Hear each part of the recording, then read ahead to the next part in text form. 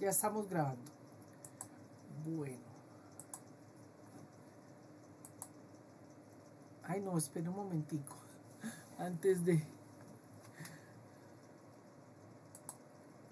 Bueno, muy buenas tardes para todos. Vamos entonces a continuar un grupo de errores innatos del metabolismo que pertenece a los carbohidratos o también están como moléculas complejas porque son los mucopolisacáridos, las mucopolisacaridosis. Eh, También están algunas de ellas como enfermedades lisosomales o se conocen el grupo de enfermedades lisosomales. Entonces voy a apagar la cámara. Por favor me avisan. Quería pedirles el favor. Si ustedes de pronto se retiran, antes de retirarse, que me lo mencionen porque a los 10 minutos, si no hay nadie, se cierra la, el espacio de Google. Bueno, me dicen cuando vean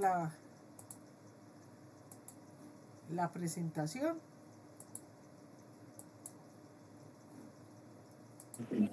Ahí se ve, profe. Muy bien. Entonces vamos a iniciar con este grupo de enfermedades que son las mucopolisacaridosis o también conocidas como MPS o conocidas también como están dentro del grupo de enfermedades dismórficas porque hay un momentico chicos que debo verificar un momentico porque a veces la grabación tiene problemas con el audio. Listo, creo que todo va súper bien. Entonces, como les mencionaba, las enfermedades dismórficas, porque este tipo de enfermedades, como lo vamos a ver durante el espacio, durante la clase, pues empiezan a afectar la morfología, en las facies, la cara, en las articulaciones, el cuerpo, etcétera. Son errores innatos del metabolismo porque tienen que ver con el catabolismo de los mucopolisacáridos. Para esta clase, entonces, vamos a empezar a ver unas pequeñas generalidades para poder entender este tipo de enfermedades. Y empezamos con la definición de lo que son los mucopolisacáridos. Estas macromoléculas son, en realidad los mucopolisacáridos son grandes cadenas largas de glucosas y que van a tener residuos, van a tener compuestos que van a estar unidos a él y dependiendo esa conformación de esos residuos, entonces va a ser el tipo de mucopolisacáridos. Esos mucopolisacáridos, nosotros conocemos la glucosa sobre todo relacionada con el abastecimiento energético como fuente de energía para la producción de energía, pero los mucopolisacáridos tienen más una función estructural, funcional del organismo. Es decir, nosotros estamos aquí gracias a los mucopolisacáridos, porque, por ejemplo, donde están los espermatozoides, en el semen, está compuesto de una gran porción en mucopolisacáridos. Si no fueran por los mucopolisacáridos que están en la vagina, en las mucosas, esos espermatozoides no podrían llegar a fecundar. Pero además, la movilidad que tenemos en las articulaciones, los tejidos blandos, en el tabique, las orejas, los tendones, las articulaciones que permiten el movimiento, el líquido que está permitiendo que lubrique esas articulaciones son los mucopolisacáridos. También se conocen como glico o glucoaminoglicanos. Aquí pues está un ejemplo, como ustedes reconocen aquí, estas son unas hexosas y dependiendo lo que tengan en sus residuos van a hacer. Aquí tenemos el ácido hialurónico o tenemos el ácido de glucurónico N-acetilglucosamina y los diferentes compuestos que van a estar en estos residuos entonces van a conformar, por ejemplo, el condroitinsulfato, la heparina, el queratansulfato, el dermatansulfato. Permanentemente nosotros estamos produciendo esos mucopolisacáridos. Esos mucopolisacáridos se van a producir, algunos se producen en el citoplasma, otros en el retículo endoplásmico, y cuando hacen sus funciones y cuando se van a metabolizar, a catabolizar, es decir, esos excesos, lo que ya no se necesita, entonces pasan a los lisosomas. En los lisosomas entonces están todas esas baterías de enzimas que van a digerir esos glucoaminoglicanos. Básicamente van cortando por monómeros o disacáridos, van cortando esas grandes cadenas y de esa manera entonces reutilizamos todo este tipo de compuestos. Esos glucoaminoglicanos entonces si no son catabolizados, lo que va a suceder es que van a destruir la célula, que es lo que sucede en este grupo de enfermedades. Esto que vemos aquí es una célula está llena de lisosomas.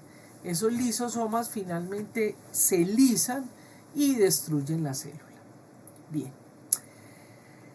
Aquí entonces vamos a ver, este es como un resumen de lo que son las mucopolisacaridosis. Entonces, el grupo de enfermedades que están relacionados con los mucopolisacáridos son las mucopolisacaridosis. Entonces, existen muchas mucopolisacaridosis. Algunas tienen varios fenotipos, como por ejemplo la MPS1, que tiene 3 fenotipos.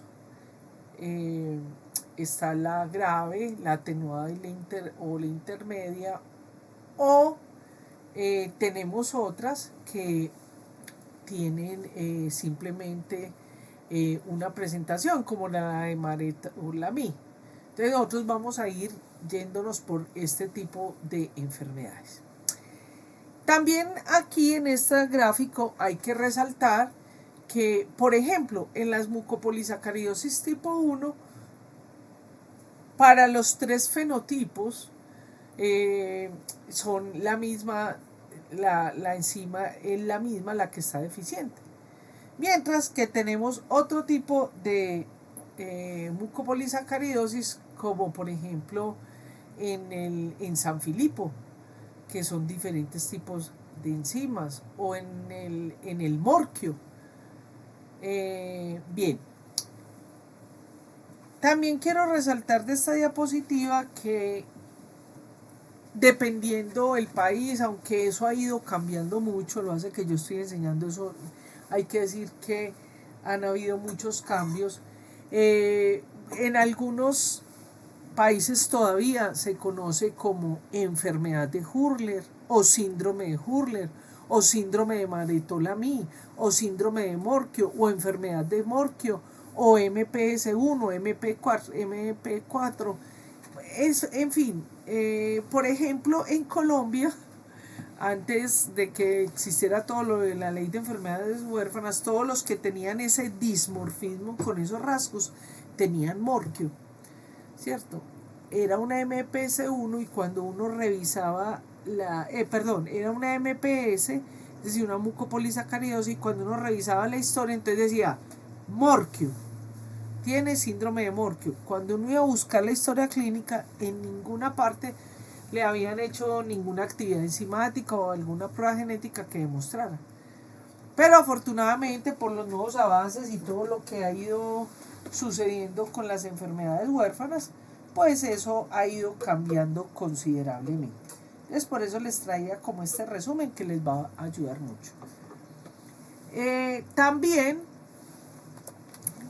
quería presentarles, antes de que empecemos como a ver cada una de ellas, quería presentarles como unas características en generales, unos algoritmos que les pueden permitir llegar al diagnóstico de la enfermedad.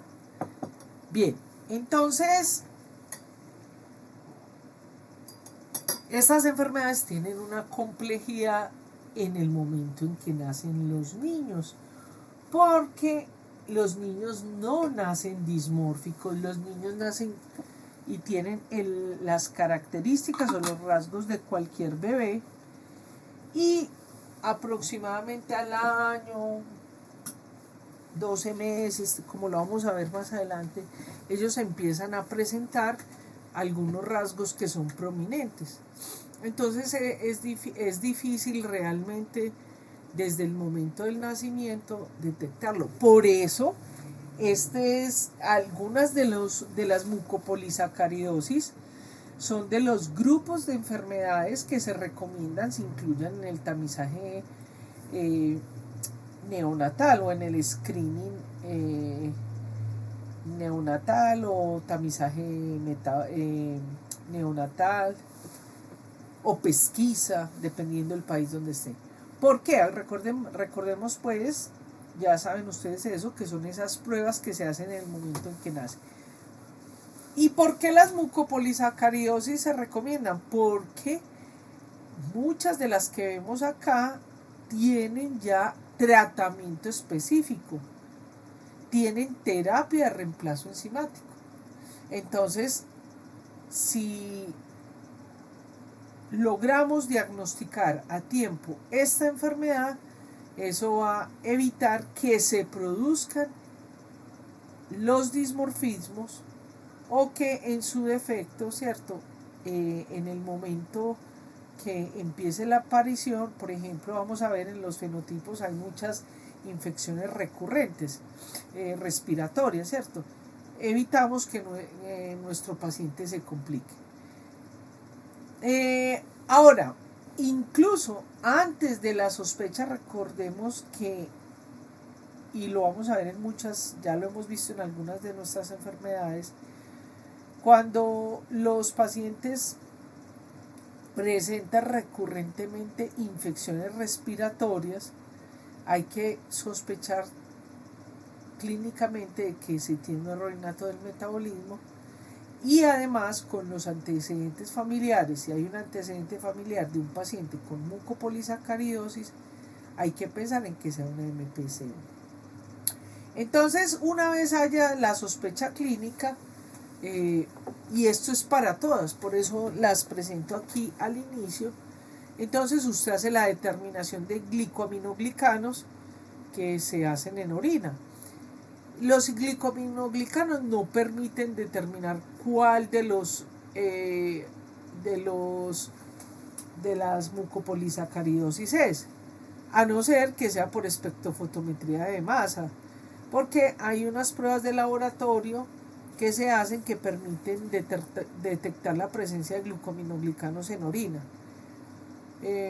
general, pero si han aumentado con mayor celeridad, hay que empezar a caracterizarlos. Ahora, existen algunas técnicas como la espectrofotometría de masa, el HPLC, ¿cierto?, que permite entonces determinar este tipo de macromoléculas como el dermatansulfato, el paransulfato, bueno, etc. Pero como vi, no lo puse en la anterior, perdón, me voy a devolver porque aquí es importante algo. Aquí en esta columna estamos viendo los glucoaminoglicanos que se acumulan en cada MPS1. Entonces, por eso, por ejemplo, aquí está, vamos a seguir cualquiera, ¿cierto? Por ejemplo, si tenemos que hay presencia de hermatansulfato, ¿cierto? Puede ser MP1, 2 o 7, ¿cierto? Entonces ya hay que empezar a hacer las pruebas más específicas y que son las que confirman la enfermedad. Y estas son entonces la deficiencia de la actividad enzimática, ¿cierto? Y las pruebas genéticas. Ahora, en las pruebas genéticas es muy difícil porque esta es de las enfermedades que tienen una cantidad, en su mayoría son entre 200 y 350 variantes genéticas, entonces es un poquito complejo. Bien, en esta otra diapositiva de acá, entonces ya vamos viendo, ¿cierto?, como todas las fases que usted como clínico tiene que ir haciendo para determinar qué tipo de mucopolisacaridosis es. Fíjese que todas, en su gran mayoría, todas ellas, la determinación enzimática se hace de leucocitos o de cultivo de fibroblastos. Y aquí quiero resaltar que nosotros tenemos en casi todos organizaciones, fundaciones de la población civil que se encargan de eso, porque las farmacéuticas pues proveen este servicio, pero por el compliance ellos directamente no lo hacen. Entonces se hace a través de fundaciones y organizaciones, pero lo importante de esto, y por eso es muy clave que ustedes recuerden que cuando tengan sospecha de esto, pues sea que me busquen a mi persona o a los clínicos que durante su formación en medicina les hayamos hablado de esto, para contactarlos con las personas que pueden hacer la medición de la actividad enzimática. Es una prueba que es totalmente gratuita, ¿cierto? Recordemos que mientras más pronto sea, mejor. Ahora, también ya está la parte genética, ¿cierto? Que es la variante genética que permite pues también hacer el diagnóstico final. Bueno, vamos entonces a empezar a ver las mucopolisacaridosis. Vamos a empezar a ver la primera, que es el MPS1, mucopolisacaridosis tipo 1. Entonces, en esta enfermedad existen, en este grupo de enfermedades, existe en el MPS1 tres fenotipos, que son el Hurler, que es la más grave, la más fuerte, ¿cierto? Está el Hurler-Schei, que es la atenuada, ¿cierto? O la intermedia, perdón. Schei, aquí me faltó una D. Y está el Schei, ¿cierto? Bueno, entonces, en este tipo de enfermedades, el tratamiento, esta es una de las que tiene terapia de reemplazo enzimático, es para cualquiera de los fenotipos. Hay que tener en cuenta que después de que se inicie la enfermedad, no va a quitar las manifestaciones que ya el individuo tiene. Y esto lo menciono para recordar que en la atenuada y en la intermedia, generalmente el paciente, ya cuando se le hace el diagnóstico, tiene sus dedos, sus columnas, sus huesitos ya están torcidos, y ahí ya no hay nada que hacer. Lo mismo en los niños cuando aparece este tipo de fenotipos que de rasgos que vamos a ver.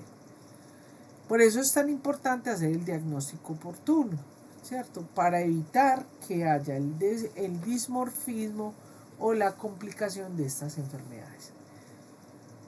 En estas enfermedades, la más grave, pues, que es Hurler, generalmente los niños mueren antes de los 2 años de edad. También a este tipo de rasgos de facies toscas también se les conoce como fenotipo hurleriano o también gargolismo, como lo vamos a ver. ¿Y por qué gargolismo? Porque esta gráfica que ustedes ven aquí son las gárgolas, que son las esculturas que hay en las iglesias, sobre todo de la Edad Media en Europa, y están este tipo de figuras que se conocen como gárgolas, y por eso se le dice a la enfermedad gargolismo o al fenotipo. Muy seguramente, mire que esto lo ponen como si fuera demoníaco, pero seguramente eran estos pacientes que tenían estas manifestaciones: la manito en garra, la lengua salida, los pómulos salientes, la columna torcidita, el pectum carinatum, bueno, la macroglosia, o sea, la lengua por fuera. Muy seguramente estos eran niños o personas que se creían demoníacos, pero realmente era una enfermedad. Bueno, también hay que pensar que se conoce como miopatía metabólica hereditaria progresiva, porque estas enfermedades son enfermedades que se convierten en multisistémicas, porque con el pasar del tiempo van a afectar diferentes sistemas y órganos, como vamos a ver. Ahora, la enfermedad básicamente es porque hay una deficiencia de una enzima que es la alfa L hidrogenasa. ¿Alguien quiere preguntar algo? Bueno, entonces, bueno, se me olvidé decirles también algo. O sea, aquí voy a entrar en detalle en esta primera MPS1, voy a entrar en detalles como este que voy a mostrar aquí, en algunos detalles en la parte clínica, pero ya en las otras MPS1 pues no lo voy a hacer con detalle, porque pues realmente es lo mismo que estamos viendo en esta. Entonces, esta es una célula normal, estas son nuestras células, nosotros permanentemente estamos produciendo glucoaminoglicanos, y cuando los excesos o lo que no vamos necesitando, entonces lo degradamos, lo catabolizamos en los lisosomas, porque los lisosomas tienen las enzimas. Miren ustedes esta gráfica, que es muy ilustrativa, porque aquí tenemos cadenas de mucopolisacáridos y vamos a tener enzimas que nos van a ir cortando estos mucopolisacáridos. Entonces, dependiendo dependiendo la enzima que esté en cuestión, entonces va a ser los glucoaminoglicanos que se van a acumular. Al acumularse, entonces se acumulan y se acumulan en los lisosomas hasta que hay una, se llama autofagia, pues se le conoce así en la literatura, pero realmente es que se lisan y se rompen esos lisosomas y dañan la célula, como vimos en la primera, que no era un dibujo, sino que era una foto por microscopía electrónica. Entonces, en el caso de la MPS1 ya vimos entonces que se van a acumular el sulfato, el dermatansulfato o el heparansulfato. Lo coloco así porque existe alguna literatura en español donde ustedes lo encuentran también: sulfato de dermatán, sulfato de heparán, pero es lo mismo, ¿vale? Es simplemente de terminología.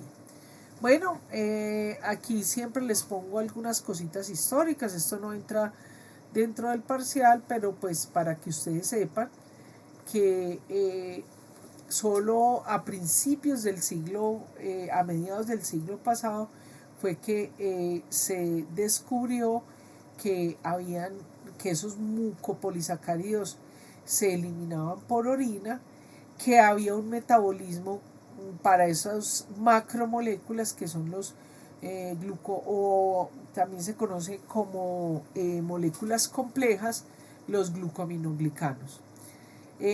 Luego, toda la ciencia que se desarrolló a través de la microscopía permitieron describir, caracterizar y ver a través de la microscopía las organelas o partes de las células que estaban afectadas. Pero apenas, imagínense, a los 10 años de esto fue que nací yo soy modelo 70. En los años 60 ya entonces se logró caracterizar que los pacientes con las diferentes mucopolisacaridosis, entonces se determinó qué tipo de glicominoglicano estaba acumulado. En el caso de la MPS1 fue el dermatan sulfato y el heparan sulfato. También cabe mencionar que muchas de estas enfermedades fueron descritas incluso a principios del siglo pasado, pero se describieron clínicamente, pero toda la parte, toda la fisiopatología, la parte bioquímica fue pues después de mediados del siglo pasado.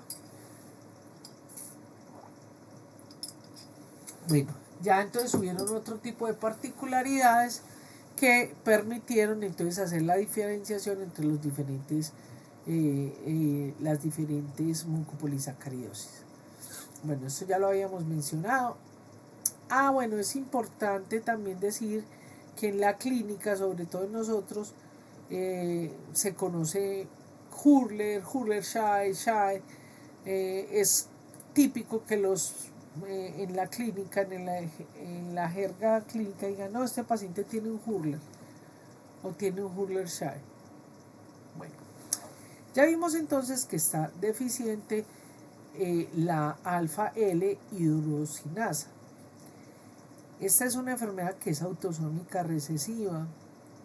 Nosotros tenemos pacientes con esta enfermedad. Realmente en nuestro medio no es tan rara como parece.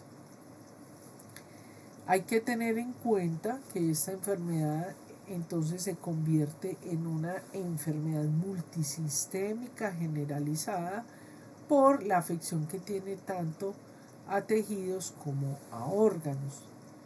Se dice que la incidencia en neonatos es 1 en 100.000. De aquí quiero mencionarles que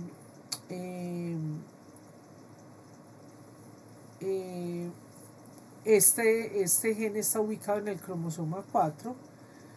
Existen muchas variantes genéticas. Ojo con esto porque para Hurler, ¿cierto? Hurler, específicamente el síndrome de Hurler, se han encontrado más de 20 mutaciones, pero recordemos que son 3 fenotipos, ¿cierto? Así que si nosotros agrupamos las mucopolisacaridosis todas, entonces dependiendo, hay unas que tienen 200, otras 300, bueno, en fin, por eso aquí no es tan importante. Pero lo que hay que tener claro es que esto es una enfermedad genética que se hereda de padres a hijos. Así que aunque los padres no tengan el fenotipo, porque aquí si no sucede como sucede en las otras metabólicas que hemos visto, ¿cierto? Donde los individuos pueden tener una forma atenuada de la enfermedad. Estos que son dismórficos realmente sí necesitan tener el gen de papá y mamá para poder presentar el fenotipo, ¿cierto? Bien. Aquí entonces, en esta gráfica podemos ver la gravedad o la forma atenuada de la enfermedad. Estos chicos rápidamente desarrollan el dismorfismo, tienen infecciones respiratorias recurrentes que generalmente son los que provocan el deceso. Generalmente estos niños se mueren antes de los 2 años y cuando ya está pues bien desarrollado todo el fenotipo en el Hurler, pues máximo duran, mejor dicho, el pronóstico de vida es hasta los 10 años. En el Hurler-Shaye, ¿cierto? más o menos el pronóstico de vida es hasta los 30. En las 3 pueden ser niños que son completamente normales, no tienen problemas cognitivos. Estos chicos a veces, sobre todo los que son Hurler, tienen problemas cognitivos, es porque o no saben leer, no saben escribir, pero realmente es porque los padres o la cultura a la que pertenecen los desescolarizan, pero ellos no tienen problemas cognitivos.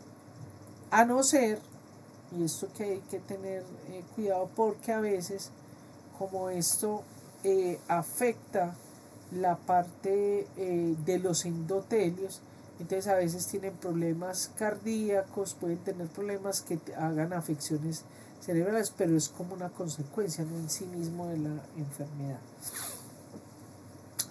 Así que estos chicos pueden llegar a ser profesionales, felices.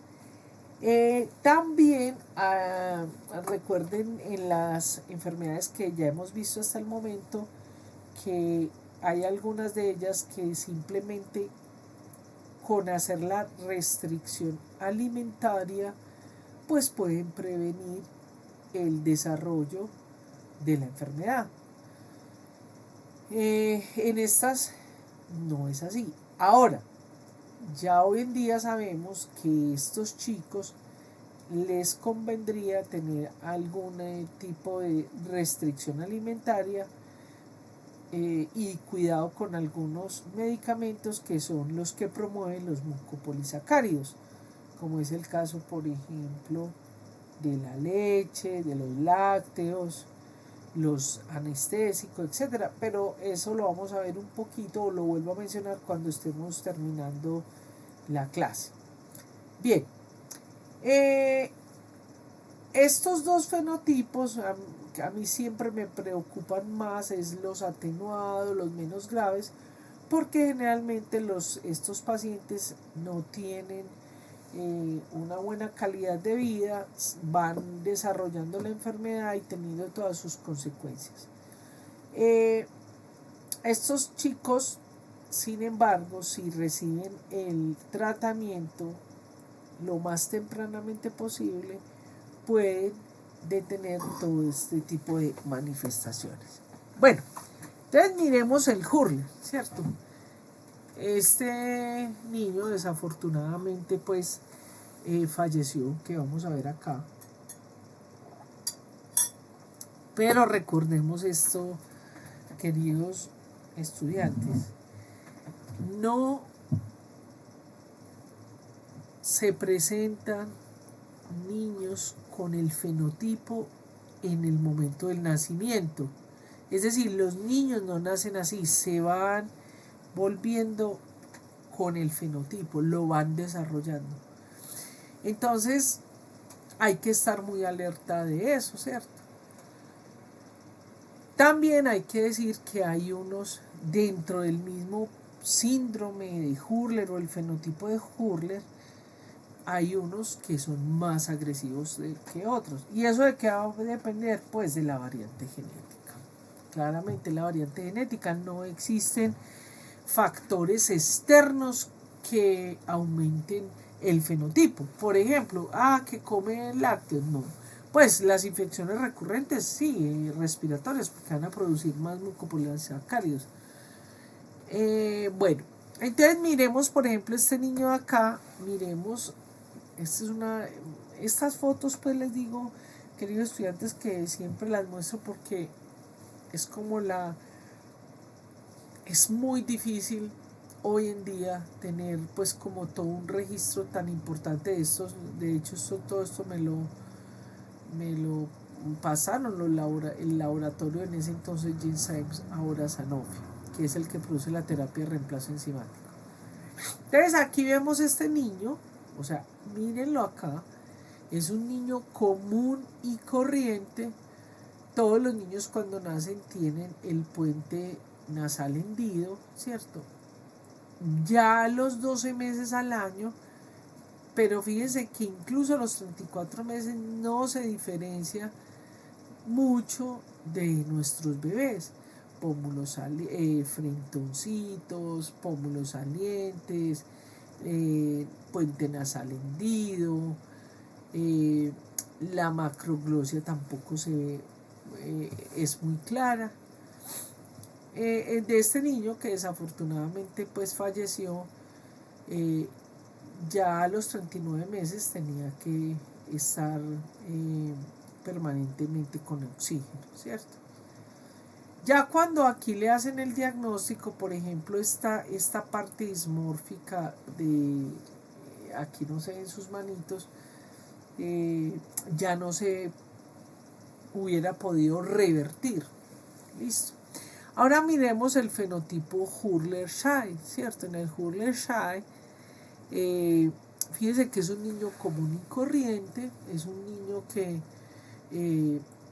si uno lo ve de frente, de lado, de pronto un poquito el puente nasal, pero pasa desapercibido. Y miremos esta acá que es más interesante aún, ¿cierto? Miren, entre los 3 años y los 11 años es un chico muy hermoso, muy guapo, tiene unas facies toscas que no es tan raro ver muchos de quienes nos rodean que puedan tener unas facies toscas que están pues y que no padecen ningún tipo de enfermedad, ¿cierto?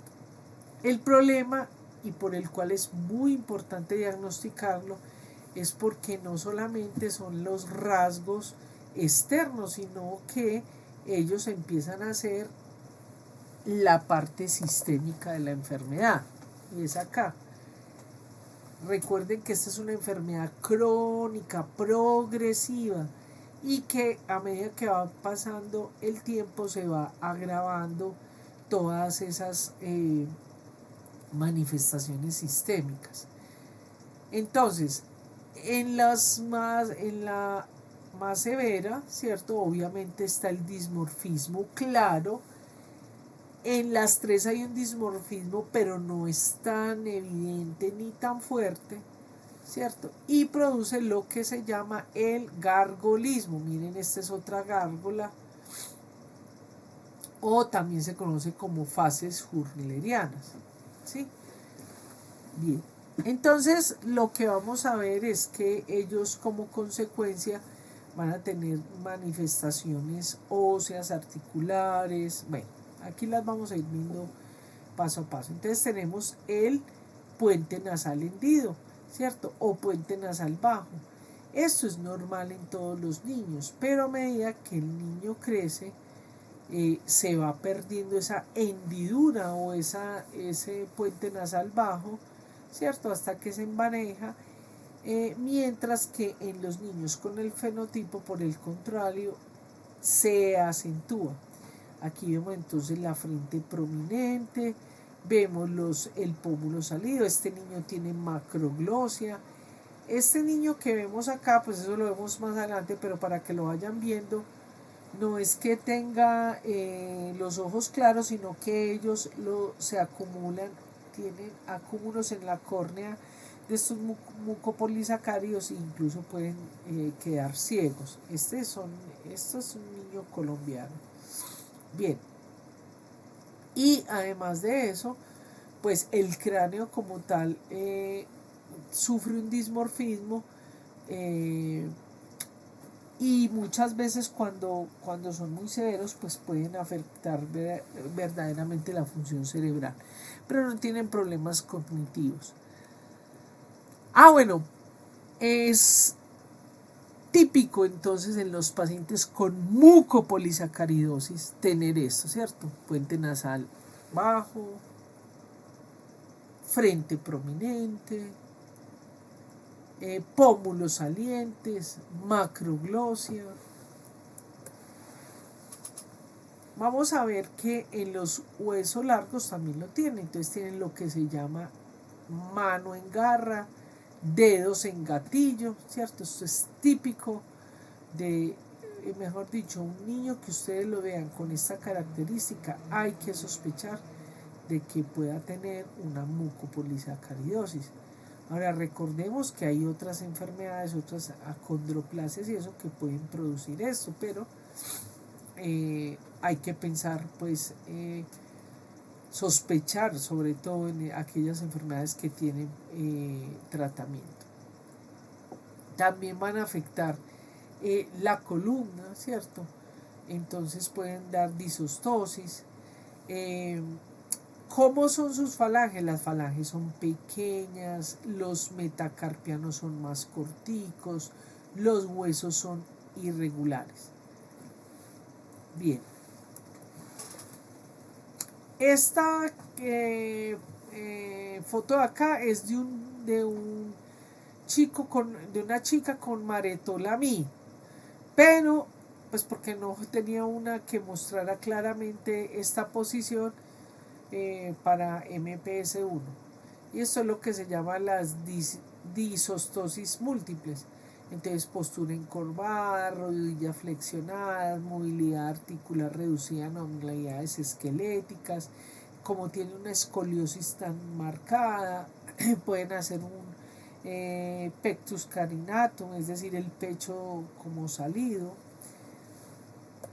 Y aquí hay que mencionar que incluso estas disostosis múltiples pueden llevar a la muerte, porque fácilmente se desnucan, o cuando les hacen, por ejemplo, algunos procedimientos quirúrgicos, al voltear la cabeza,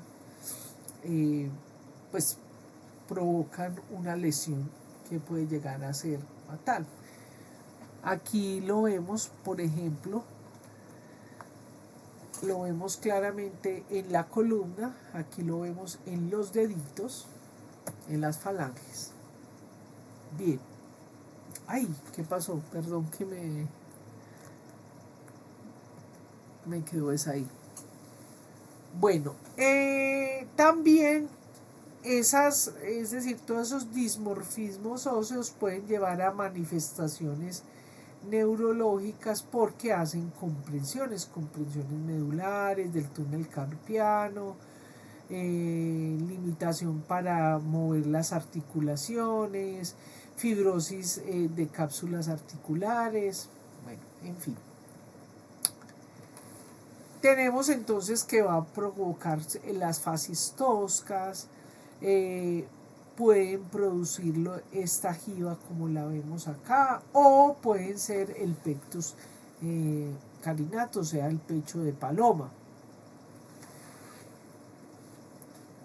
Cuando les hablaba ahorita de los problemas óseos, de los que hay que tener mucho cuidado, sobre todo cuando lo logran detectar por imaginología, ellos tienen cuello corto, como lo vamos a, aquí se ve, pero de pronto en la próxima diapositiva lo vamos a ver más claramente.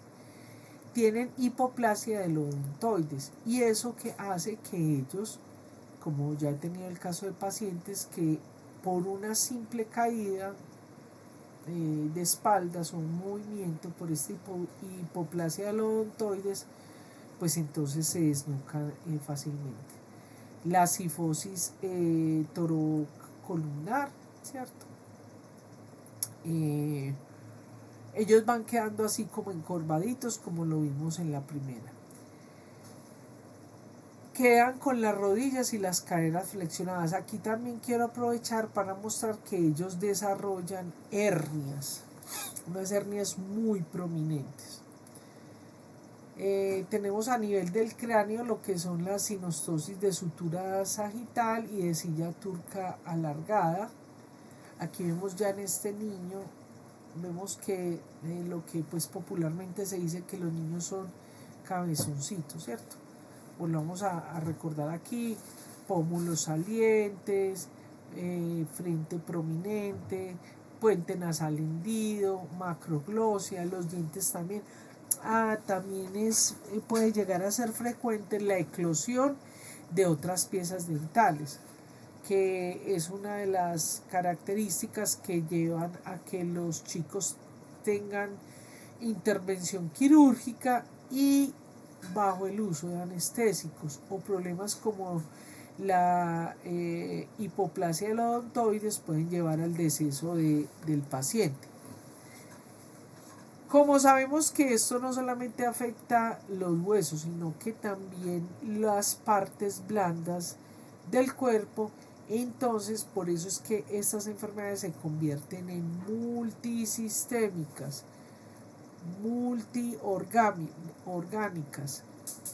multisistémicas y multiorgánicas. ¿Por qué? Porque muchos de ellos desarrollan cardiopatías, porque tienen displasias valvulares o cardiomiopatía hipertrófica o coronariopatía, ¿cierto? Como vemos acá. Y eso pues también es para el sistema respiratorio. Entonces hay engrosamiento de las mucosas traqueobranquiales, hay reducción en la canasta torácica. Entonces, como tienen problemas, se comprime el tórax. Y además de eso, pues como toda la parte del sistema pulmonar se está engrosando, eso los lleva a que ellos tengan múltiples infecciones respiratorias y otitis, ¿cierto? Que algunas veces incluso son los que los lleva a la muerte.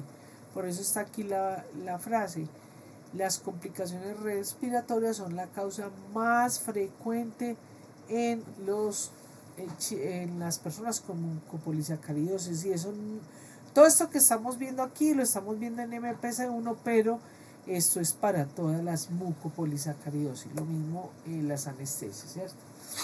Bueno, también tenemos infecciones recurrentes de la cavidad oral, ¿cierto? Hay muchas micosis, como tienen una glositis o una macroglosia. Generalmente ellos son con la lengua afuera. Y tienen la lengua afuera específicamente porque no les cabe en la lengua, ¿cierto? Entonces eso hace que ellos tengan una apnea obstructiva del sueño, tienen como especie de ronquidos o respiraciones fuertes. Se pueden llegar a presentar también manifestaciones cutáneas. Un momento, por favor. Disculpe usted, en estos momentos estoy en una clase, en una pausa, cuando termine le devuelvo la llamada. Muchas gracias. Bien, tenemos entonces también manifestaciones cutáneas. Tenemos engrosamiento cutáneo, hipertricosis, mancha, lo que se llama la mancha mongoloide. Tenemos manifestaciones a nivel ocular. Esta es muy frecuente, que es lo que se llama la opacidad corneal, porque hay acumulación de mucopolisacáridos en la córnea. Pero además pueden producir cataratas, presentan estrabismo, desarrollan glaucoma, atrofia del nervio óptico y retinopatía degenerativa. Bien, todo esto se va a deber, por un lado, por la acumulación de mucopolisacáridos, pero además de eso, porque recordemos que toda la sistemática del ojo, los músculos, todo lo que permite la función ocular está dada por tejidos blandos. Entonces, obviamente, pues va a estar afectado. Tenemos también problemas auditivos, o sea, pueden tener hipoacusia conductiva, neurosensorial con deformidad ósea, y las infecciones recurrentes del oído medio, que generalmente están relacionadas con los problemas de cavidad oral y de el sistema respiratorio superior. Pueden presentar, como les decía, hernias. Esto que vemos aquí es de un niño colombiano, es una hernia umbilical, hernias umbilicales, pero también pueden estar en las ingles. Pues las más frecuentes son las abdominales y las de las ingles.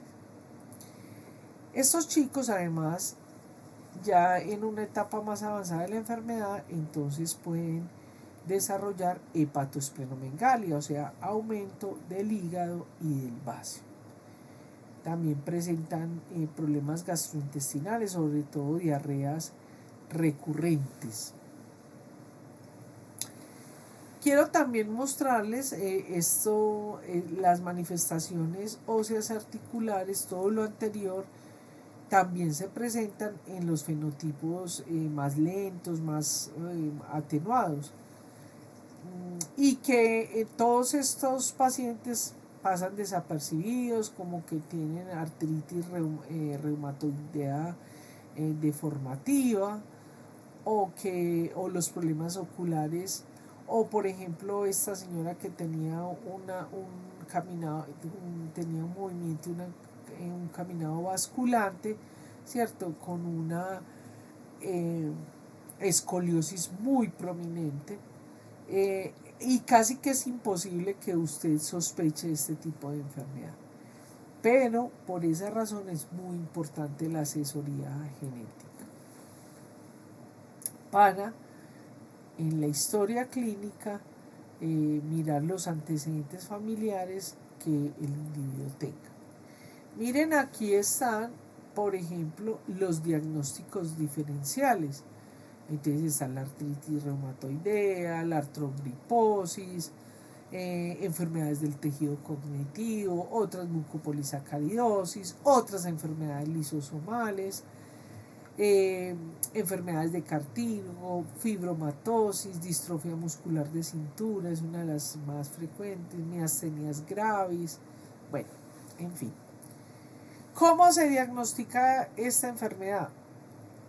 Vuelvo y les digo, aquí detallo esto, pero esto es igual para todas las otras. Entonces, la determinación es a través de, por lo menos, la sospecha de determinación de glucoaminoglicanos en orina. Ya seguidamente, entonces, se pueden hacer esas determinaciones con pruebas más especializadas, o por fibroblastos cutáneos, o por biopsia muscular, o leucocitos, o gota en sangre, ¿cierto? O sea, espectrofotometría, HPLC, etc. Y tenemos entonces la prueba enzimática, que básicamente se hace o de leucocitos o de cultivo de fibroblastos, y el diagnóstico molecular, que es la variante genética. Aquí tenemos un algoritmo de los que, por ejemplo, las farmacéuticas elaboran para ayudar a los clínicos a la realización o a encontrar el diagnóstico del paciente. Esta es de las enfermedades, de los errores innatos del metabolismo que tienen tratamiento, y el tratamiento es terapia de reemplazo enzimático.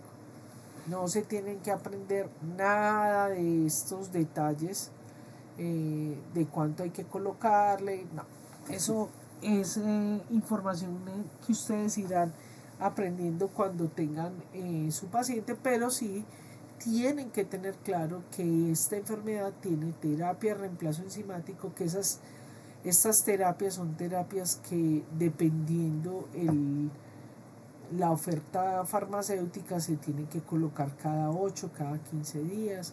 Son tratamientos que cuestan entre 700 y 800 mil dólares anuales vitalicios.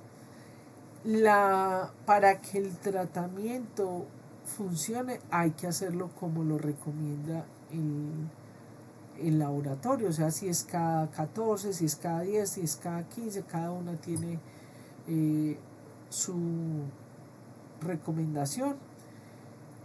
Estos tratamientos generalmente se colocan intrahospitalariamente.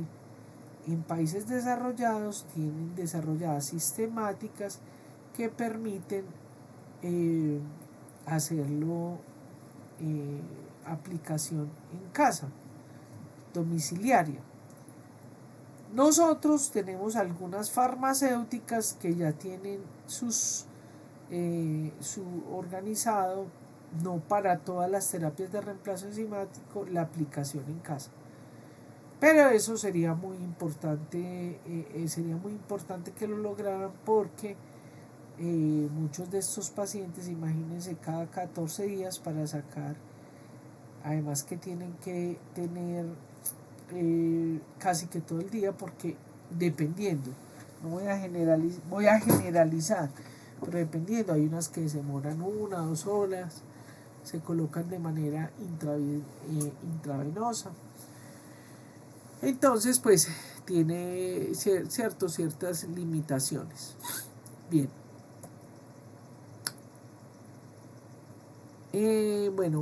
Ya ajustamos 50 minutos, entonces vamos a hacer una pausa de 5 minutos y regresamos para continuar la clase.